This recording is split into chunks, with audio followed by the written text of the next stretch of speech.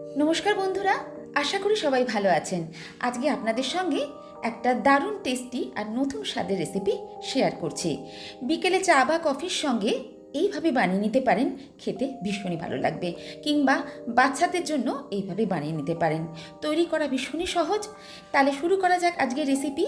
সঙ্গে আছি আমি আপনাদের বন্ধু মহুয়া। আমার চ্যানেলে আপনাদের সবাইকে স্বাগত জানাচ্ছি। আজকের রেসিপি বানানোর জন্য আমি প্রথমে এখানে নিয়ে নিয়েছি কিছু পেঁয়াজ। দুটো মিডিয়াম সাইজের পেঁয়াজকে আমি একদম এরকম পাতলা পাতলা করে কেটে নিয়েছি। খুব বেশি মোটা মোটা কাটলে এই রেসিপিটাই ভালো লাগবে না, এই জন্য চেষ্টা করবেন ঠিক এইরকমভাবে একটু পাতলা পাতলা করে কেটে নিতে। পেঁয়াজটা কতটা পরিমাণ নেবেন সেটা আপনি কটা বানাবেন তার উপরেই নির্ভর করছে। আমি যে কটা বানাবো তার জন্য আমি মিডিয়াম সাইজে দুটো পেঁয়াজ এখানে নিয়ে নিয়েছি। পেঁয়াজটা নেওয়ার পরে আমি এখানে একটা বড় বাটি নিয়ে নিচ্ছি। এরকম টাইপের একটু চওড়া মুখের বাটি নিলে মাখাতে সুবিধা হবে। পেঁয়াজটা এবার আমি ওই বাটির মধ্যে ঢেলে নিলাম। এর মধ্যে এবার দিয়ে দিচ্ছি দুটো মিহি করে কেটে রাখা কাঁচা লঙ্কার কুচি। এরপরে দেখব এখানে আমি কয়েক কোয়া রসুন, যেটাকে আমি মিহি করে কুচিয়ে নিয়েছি। এখানে আমি 6 থেকে 7 কোয়া রসুন নিয়েছি আর এইভাবে মিহি করে কুচিয়ে নিয়েছি। এর মধ্যে আদাটা দেবেন না, আদাটা দিলে খেতে অতটা ভালো লাগে না। এবার এর মধ্যে নুন দিয়ে আমি এটাকে ভালো করে মেখে নেব। নুনটা মোটামুটি পরিমাণ মতোই আমি দিয়ে দিলাম। এবার হাত দিয়ে আমি এটাকে ভালো করে মেখে নেব। মাখতে মাখতেই দেখবেন পেঁয়াজটা বেশ খানিকটা নরম হয়ে গেছে।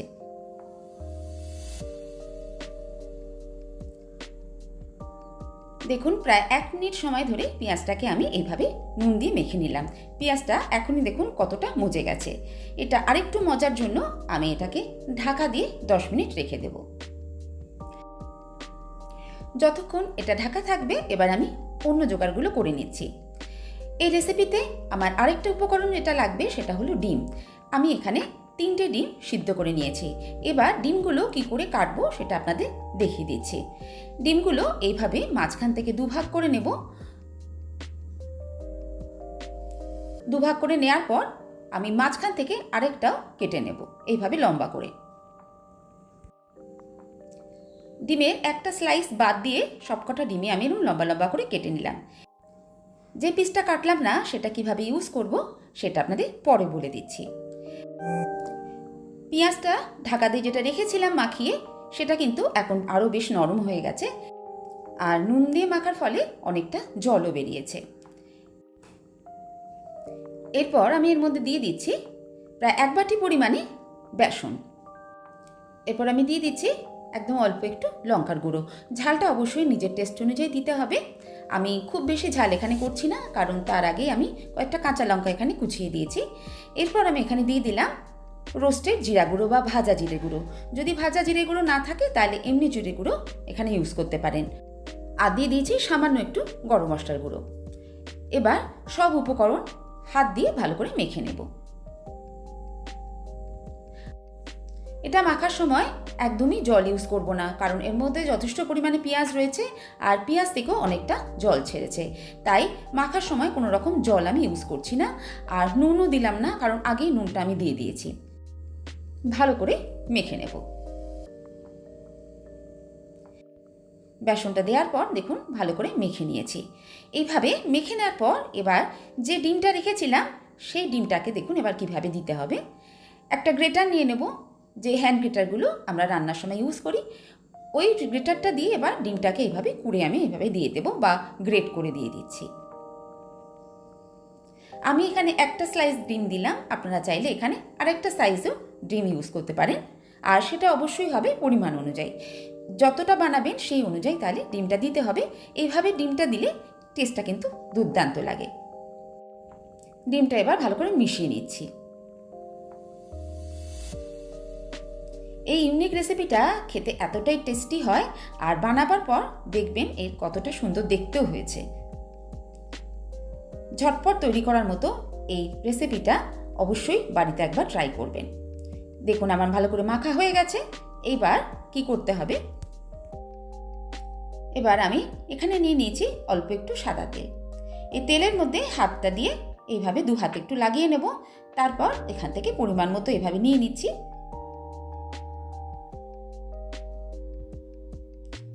এটা দিয়ে এবার আমরা ঠিক চপের আকারে বানিয়ে নেব।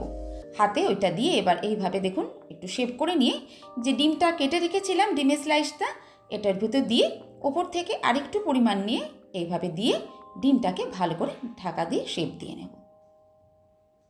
আমি এটাকে একদম ডিমের মতোই শেপ দেব।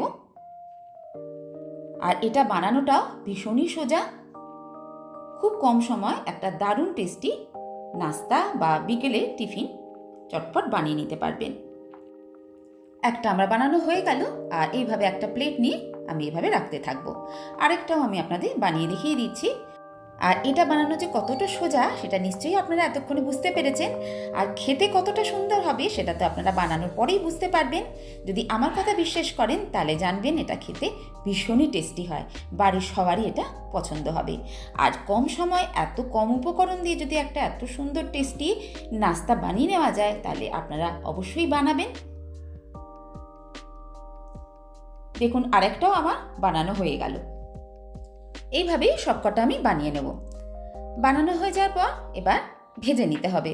চলুন এবার তাহলে গ্যাসের কাছে যাওয়া যাক। আমি গ্যাসে কড়া বসিয়ে দিয়ে আমি এখানে দিয়ে দিচ্ছি সাদা তেল। সাদা তেলেই ফ্রাইটা করব।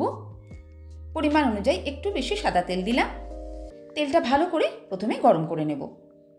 তেলটা গরম হয়ে যাওয়ার পর এবার ফ্লেমটা কমিয়ে দিয়ে একটা একটা করে আমি ছেড়ে দিচ্ছি। আমি দুটো দুটো করে ভেজে নেব। মিডিয়াম ফ্লেমে রেখে এইভাবে এক এক পিঠ বেশ লালচে করে ভেজে নেব, যেরকমভাবে আমরা চপ ভেজে থাকি। এক পিঠটা দেখুন ভাজা হয়ে গেছে, এবার আমি এটাকে উল্টে দিলাম। এবার এই পিঠটাকেও ভেজে নেব। আর এটা ভাজতেও বন্ধুরা খুব বেশি সময় লাগবে না। দু পিঠ লালচে করে ভেজে নেওয়ার পর এবার আমি এগুলোকে তুলে নিচ্ছি। দেখুন কত সুন্দর এটা দেখতে হয়েছে, দেখেই কিন্তু খেতে ইচ্ছা করবে। এগুলো তুলে নিয়ে আমি একটা প্লেটের মধ্যে টিস্যু পেপারের উপর এগুলোকে রেখে দেবো যাতে বাড়তি তেলটা ঝরে যায়। এবার আমি ঠিক একইভাবে বাকিগুলো দুটো দুটো করে ভেজে নিচ্ছি।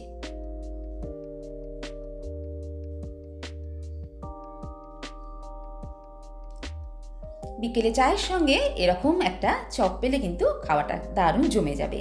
আর এটা বাচ্চাদেরও খুব পছন্দের হয়, দেখবেন বাচ্চারাও এটা খুব মজা করে খাচ্ছে। সবকটা আমার বানানো হয়ে যাওয়ার পর এবার সার্ভ করার পালা। সার্ভ করার জন্য আমি এখানে দিয়েছি বাটিতে অল্প একটু টমেটো সস। টমেটো সস দিয়ে খেতে যে কোনো চপই খুবই ভালো লাগে। এবার আমি গরম গরম সার্ভ করে দিচ্ছি।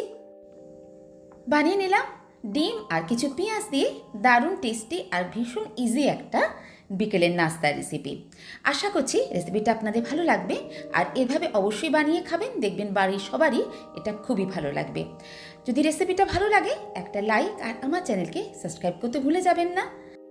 আমার পুরনো বন্ধুদের আমার পাশে থাকার জন্য অনেক অনেক ধন্যবাদ। আর নতুন বন্ধুদের আমার চ্যানেলে আসার জন্য আগে থেকেই আমন্ত্রণ জানিয়েছি। আজ এই পর্যন্তই, আবার কোনো নতুন রেসিপি নিয়ে আপনাদের সঙ্গে দেখা হচ্ছে।